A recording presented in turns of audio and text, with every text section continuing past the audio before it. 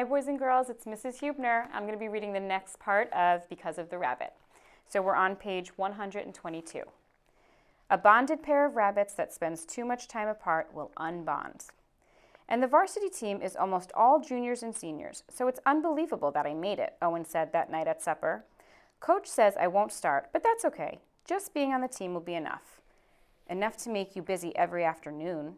I swirled a piece of spaghetti on my plate with a fork. Yes, that's amazing, Mom smiled at me. And Emma had a friend over today.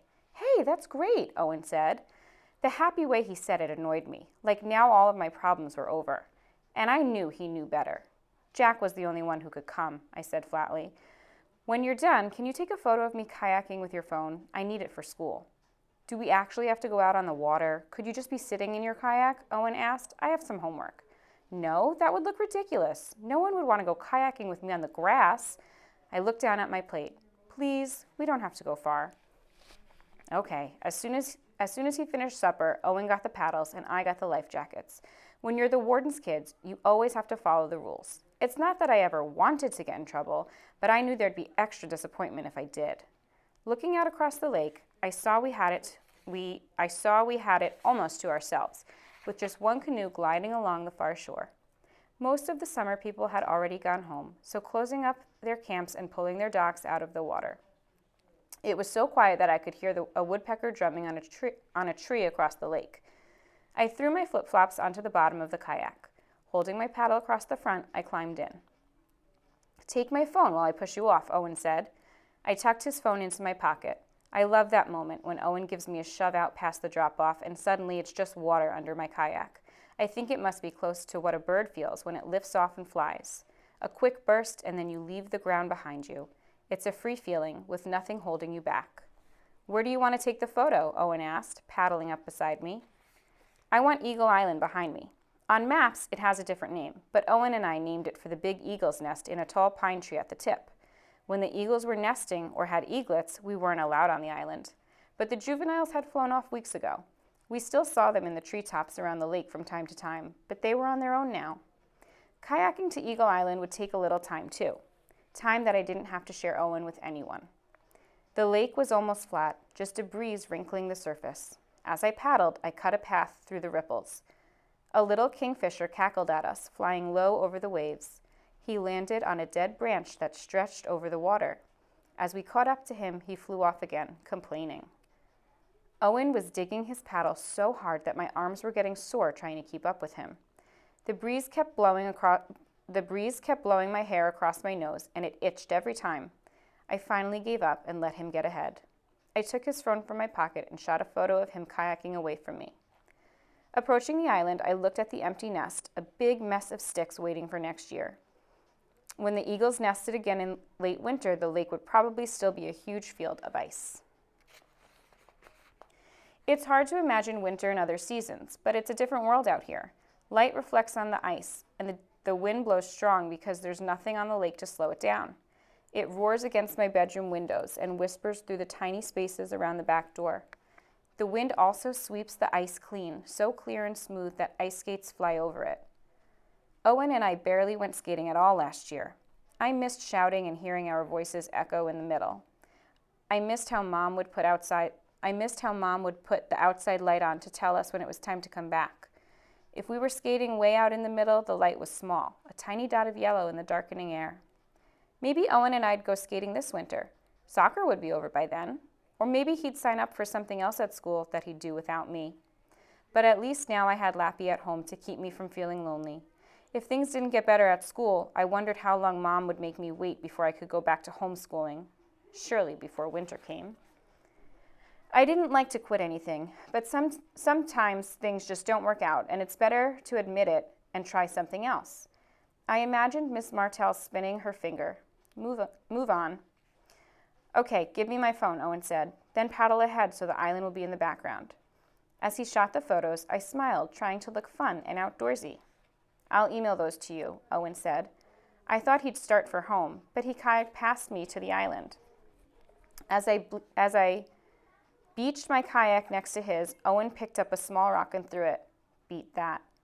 I picked up a rock and threw it as hard as I could. It didn't go as far as his, so I tried again. We threw rocks over and over, watching the ripples speeding outward and connecting with each other. I threw my whole arm each time, but I still couldn't beat his. We should head home, Owen said finally. I reached down and picked up one last stone. I slipped it into my pocket. What will you write on it? He asked. Hope, I said. I can't believe you don't already have that one, Owen said, picking up another rock. I've always had hope. I didn't need a rock to give me extra, I sighed. Do you ever wish you could go backwards? Not usually, Owen said, but that doesn't mean I don't miss some things. I couldn't look at him. I wondered if I was one of those things, but I was too afraid of the answer. If I could go back, I said, I'd go back to a day when you and I were at Pepper Ray and Mema Ray's house. I miss those days a lot. Owen nodded. Me too. I don't think I'd want to go backward for good, though.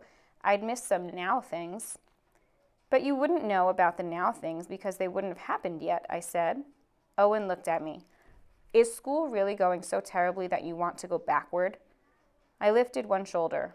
Well, no one has bullied me or pushed me into a locker or any of the other mean things kids do to each other on TV shows. Mostly kids just ignore me. I looked down at my feet. It's harder to be different than I thought it would be, though. You'd think with all those kids it'd be easy to make friends, but it isn't. It seems like most kids already have enough friends, and they aren't looking for any more.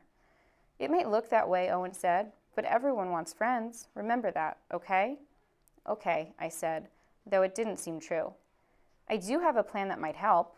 I'm going to ask Dad if he'll bring Lappy to school as a part of my group project. I bet the kids will like him, and I'll be the girl with the adorable rabbit, not just the new kid with red hair. Owen smiled. I hope Lappy brings some rabbit magic with him, like Pepper Ray used to say. He remembered. I nodded. Me too.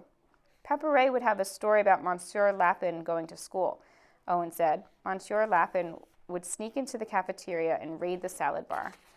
The lunch ladies would go to serve lunch and find the lettuce bin empty. I laughed. And no carrots or blueberries. I'm glad Dad let you keep Lappy, Owen said. Though I knew the second I saw him that if the shelter didn't know where he belonged, he'd be coming back home with us, he grinned.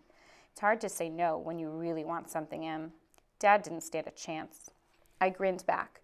That's because Lappy belongs with us. Owen picked up his paddle. We should get back now, though. It's getting dark and I really do have homework. Did you want me to push you off? Okay. Paddling towards home, the sun was setting, reflecting in our upstairs windows. I aimed the bow of my kayak at the beach in front of our house and beat Owen home. That night before I went to bed, I found Owen's rock on my pillow. Rabbit magic. Bonding rabbits isn't always a smooth process. Sometimes a few steps forward is followed by a step backward. The first thing next day, I told Leah and Iris my idea. They had shot down my other ideas, but this time I had Jack on my side. Jack and I filmed our statements about each other, but we decided to do our own reveals in person.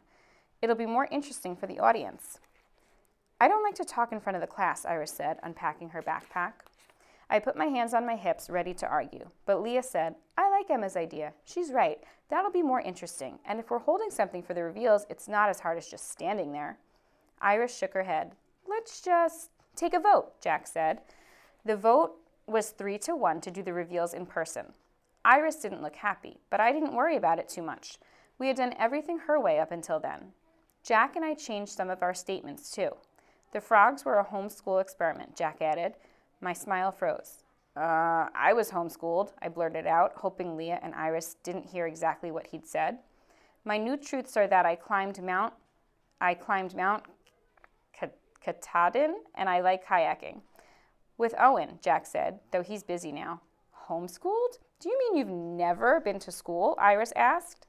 The words weren't mean, but the way she said it sounded like I didn't know anything. I did my schoolwork at home, I started to say, but I was relieved to see Miss Martell coming over just then.